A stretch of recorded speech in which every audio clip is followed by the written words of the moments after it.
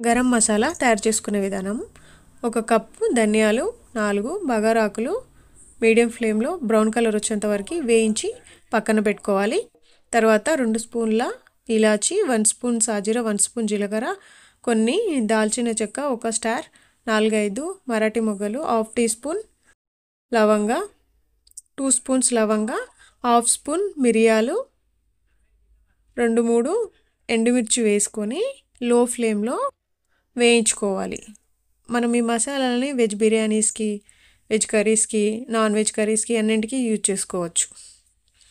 ఇప్పుడు పక్కనే పెట్టుకున్న ధనియాల ఈ స్పైసెస్ అన్నీ కలిపి మిక్స్ పట్టి పౌడర్ చేసుకొని ఒక బౌల్లో చల్లారబెట్టుకొని తర్వాత ఒక స్టీల్ కంటైనర్ లేదంటే గాజు సీసా లాంటివి వాటిలో స్టోర్ చేసుకుంటే మనకి 1-2 మంత్స్ కూడా స్టోర్ చేసుకోవచ్చు.